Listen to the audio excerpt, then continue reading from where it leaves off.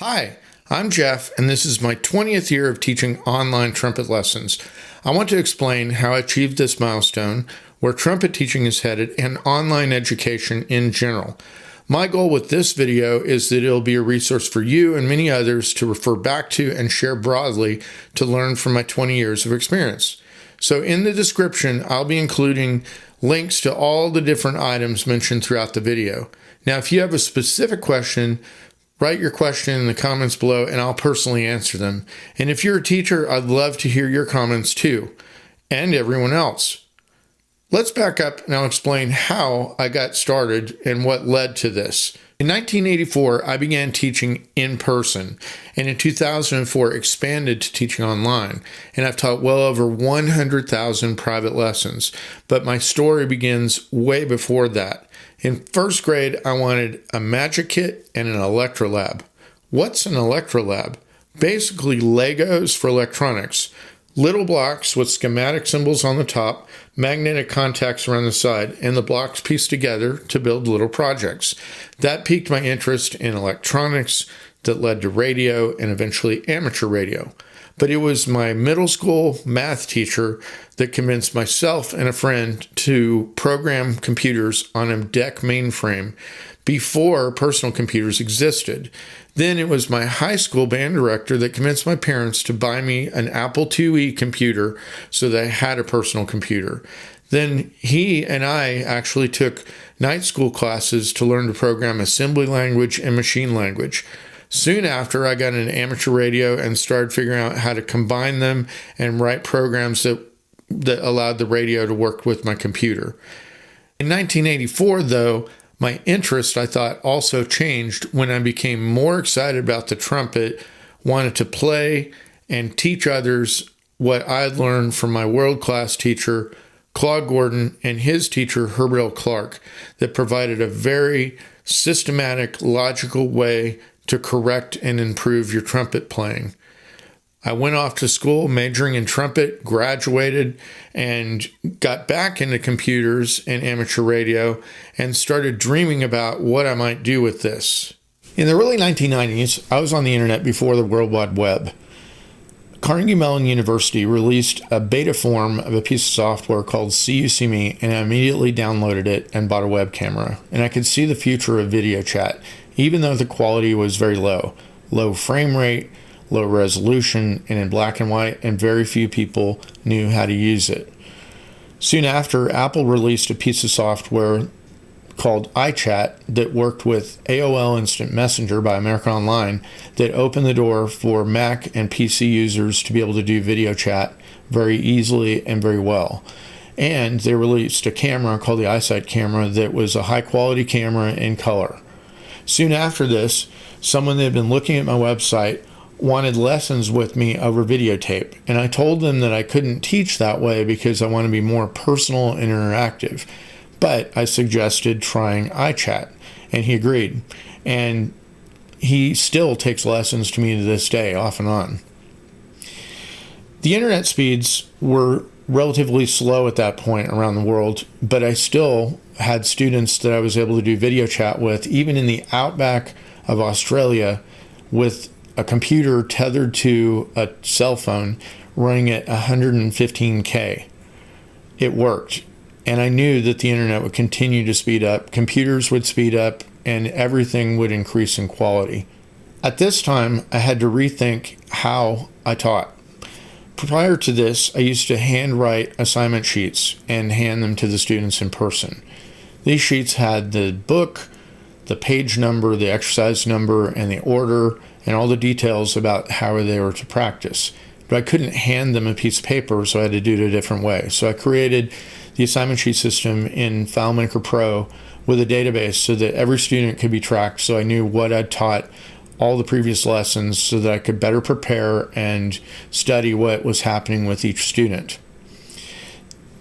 Then my website needed to be updated, and I started learning something called Drupal, which is a content management system, and I incorporated the assignment sheet system into user accounts on the website so that everything that was in that database could be migrated into my website, and I could keep track of every student and look up their assignments on my website from any place in the world that I could get access to the internet. This is the view that the student sees, that is private. Only they see it or me. At the bottom of the page, they can click and download or print a PDF. This is the view I see.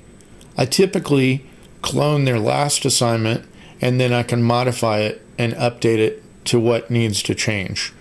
I can also keep private notes that only I see, or leave notes to the student that they can see too.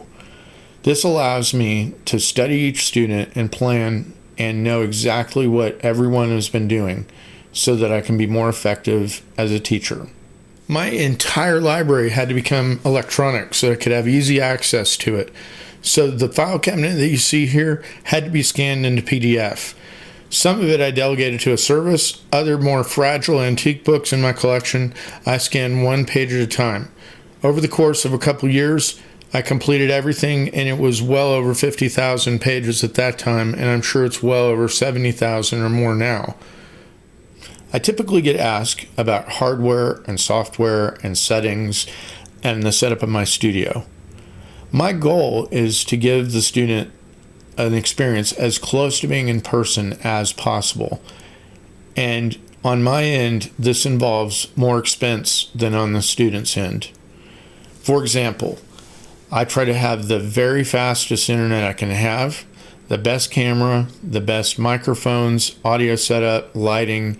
I'm even thinking about what's in the background behind me, and I'll go into details on all of those.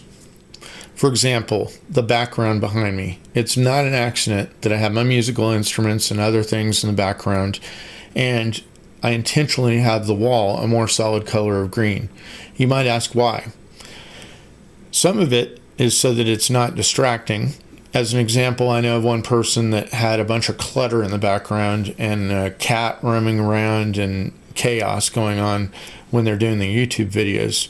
I don't want that because I want the student focused on what we're doing in the lesson. It's worth understanding how keyframes work with streaming video. First, a keyframe is sent with the complete image on the first frame, and then ever so often another keyframe is sent.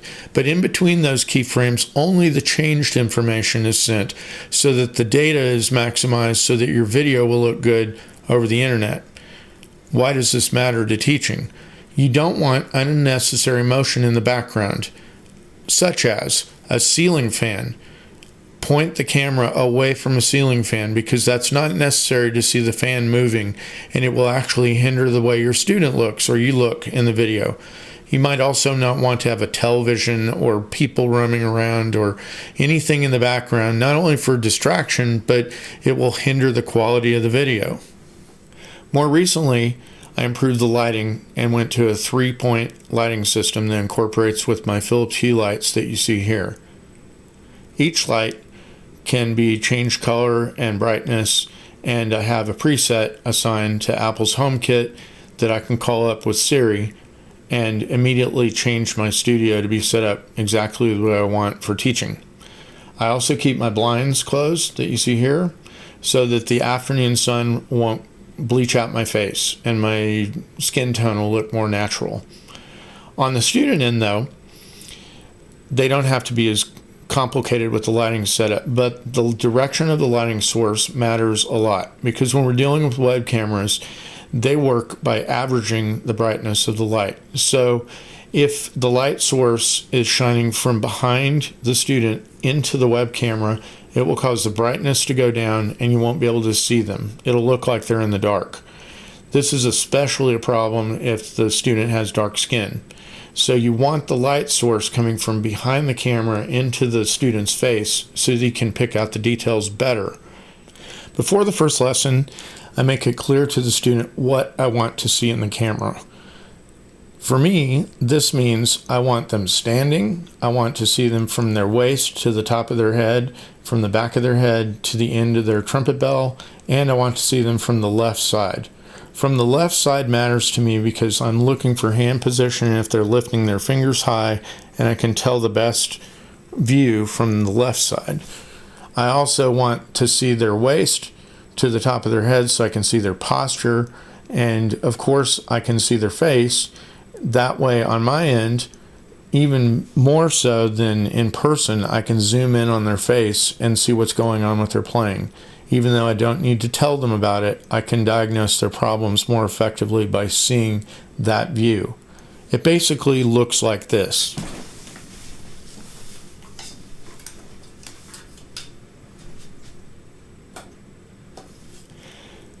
I get asked the most about which webcam I use. I'm constantly looking for better ones. This was my favorite right now. It's an Insta360 Link. It's a 4K web camera with AI technology built in it that's PTZ, pan tilt zoom. And I can even set presets that I can work with my Stream Deck that I'll show you later. Even though it's in 4K, most people never do video chat in 4K yet, but the image is very clear because the photoconductor that's inside of this camera is much better than what's in most laptops. This is an example of what the Logitech Brio in 4K looks like. In order to achieve consistent 4K, your cable must be at least 5 gigs a second and preferably 10 gigs a second or faster. Any cable lengths longer than 2 meters or 6 feet might have a problem unless you use an even more specialized cable. This is the internal camera in my laptop, which I purchased in mid-2024. It's a 16-inch MacBook Pro with an M3 Max chip, 16 CPUs, 40 GPUs, 120 gigabytes of RAM, 4 terabytes of SSD, and it's a fantastic computer. Next is audio. Audio is actually the most important item with doing video chat. It might seem counterintuitive, but here's why. When we're watching stream video or doing a video chat and the video suffers and the audio is good, most people will tolerate that. But if we're watching video and the audio is dropping in and out or having issues or is distorted, most people will get frustrated and not want to continue. So this is the highest priority item to do well. There are many things to improve this, and I'm going to explain my setup, which is a lot more involved than most people. The microphone that you're hearing me through right now is an AKG C414 large diaphragm condenser microphone, and it is a very nice microphone with many settings on it to customize for what you're trying to use it for. On this, I roll off the low end so that I don't pick up sounds from the air going through the air conditioning system or people walking on the hardwood floor or a truck driving by that might have a low rumbling sound. The pattern can also be changed on it from hypercardioid to bidirectional to omnidirectional and many settings in between.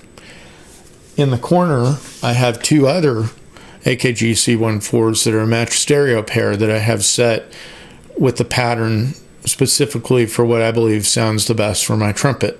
I also have a Michael Barkley ribbon microphone that he custom made for me, and I have that set up. The audio interface I use is a MOTU, which stands for Mark of the Unicorn, Model 8 Pre-ES. It has 8 mic preamps, but where it really is exceptional is the virtual patch bay and virtual mixing board and many other features that are inside of it that you can access with a web browser, as you see here.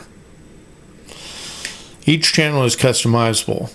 As an example, the channel I use for this microphone for speaking has settings for EQ and compression that fit my voice. Compression allows me to raise the soft levels so that my voice is always intelligible. The other microphones are customized for the sound of my trumpet. So if I demonstrate and play into them, it's going to sound more realistic like my trumpet.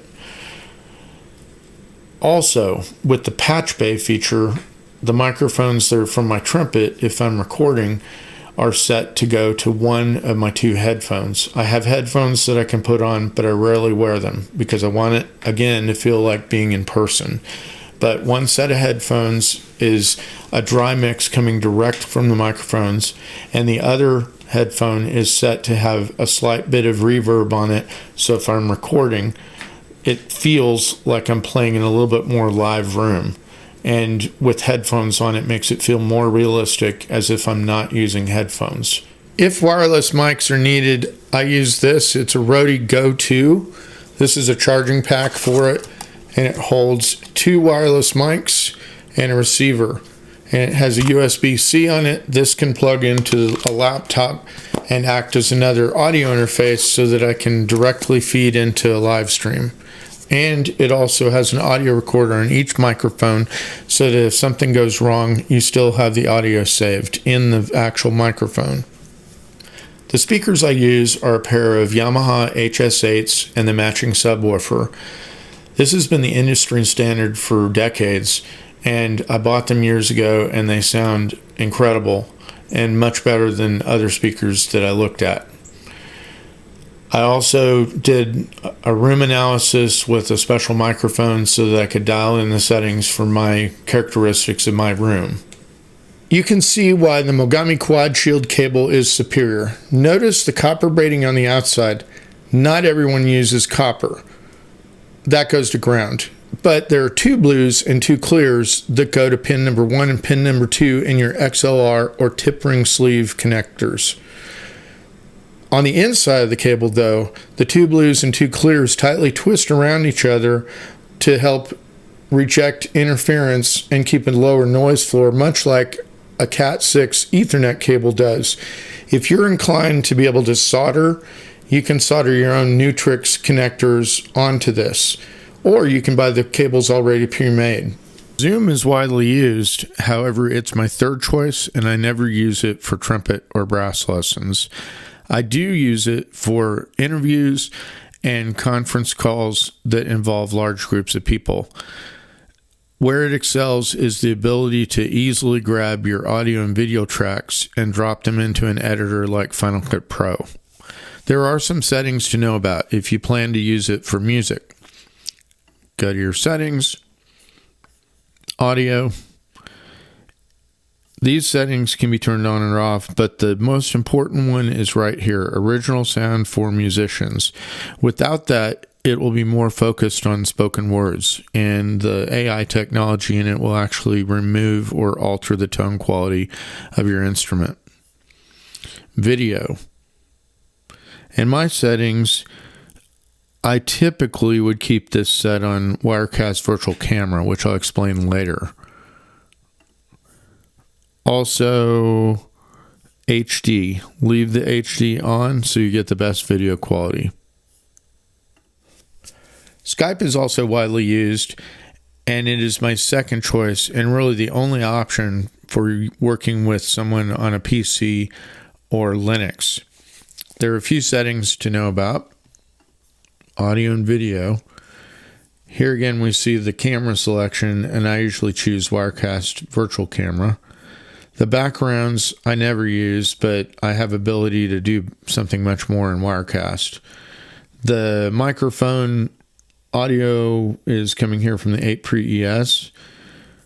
I never turn this on, automatically adjust microphone settings. That will give you automatic gain control so that the volume will fluctuate up and down depending on your volume. This creates a problem when you're playing an instrument like the trumpet, which is louder than your spoken voice, or if you're trying to use dynamics, because as you get louder, it'll actually cut the volume back down. I never turn that on. The other options are pretty straightforward, and there's some other things I'll tell you about up here with FaceTime. FaceTime has a much more simplified interface. Just make sure that you log in with the settings right here.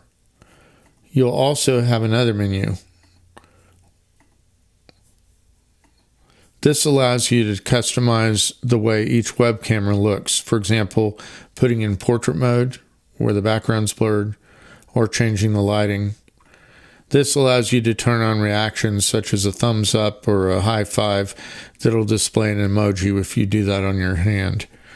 The background, here's an example of one of the Apple backgrounds.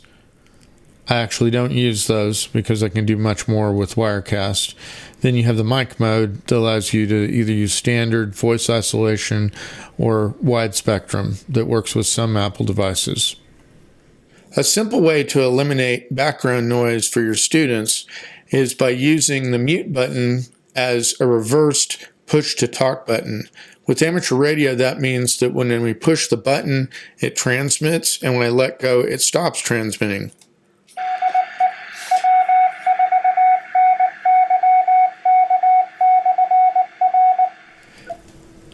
Wirecast and a Stream Deck can greatly enhance your production, and here are a couple examples how. The lighting here is already set to white, but I can quickly change the color that you see. Or I have presets that bring up a URL for the assignment sheet for the students, so I can search for those, or the web interface.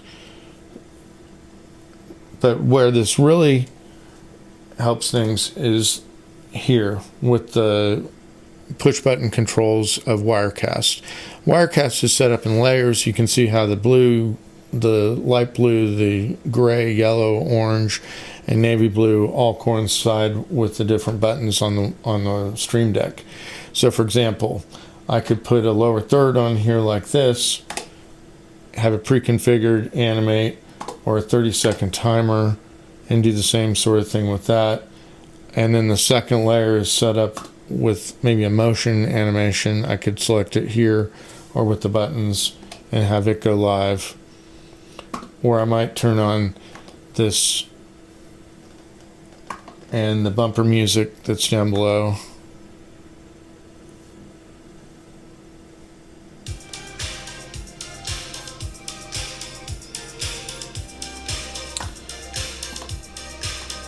But where it really makes things easy is controlling these features such as the pan, tilt, zoom camera. So this is my Insta360 camera, and it has the ability to do pan, tilt, zoom. So for example, this is set on me with Jeff. Look at, I'm pressing on the Stream Deck. This goes to the music stand. This might go to the coffee cup over there, or to my desk that I could display something to someone. And it makes it very easy to control that with one button. Here's the internal camera, the MacBook Pro, the Logitech Brio up above. This is my old iPhone 12 Pro Max that's set up to demonstrate what a chroma key does. So I can look at that camera like that. You'll see the chroma key, but if I go to here, I'm chromed out. Or I can have a virtual set, such as this, that looks like I'm in a newscaster's desk. Most of the time, I like it just like this. Now, there's some options that you now have with this that are not possible with any other way. For example, if I'm doing an hour-long broadcast and they want me to speak for the first 30 minutes and take questions the next 30 minutes, I can pre-record my first 30 minutes and get it very clean and exactly what I want to say. And then while that's being played out on, say, track 2 or layer 2, I would be able to be answering questions over YouTube or Facebook or X or any other service that allows me to field questions. And then I could have those queued up and ready to answer right at the end of the 30-minute talk. Or I could even be answering those live while the other video is playing. You can also integrate with Facebook Live and X to have streamers across the bottom that might have questions or posts relevant to certain tags. All of that is able to be built into Wirecast, and you can also use its own proprietary video chat system called Bonjour that allows you to video chat with anyone on any platform with just a URL that you send them. Also, what makes Wirecast unique is being able to independently record each video and audio track so that you could have those at full quality to edit later. Technology is rapidly changing, so be open to learning about the new possibilities and how to use them. Here's an example of a student I've taught for over a year that's from Prague in the Czech Republic.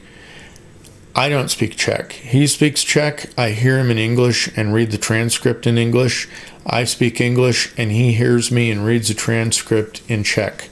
And we have done lessons this way every week for a year now.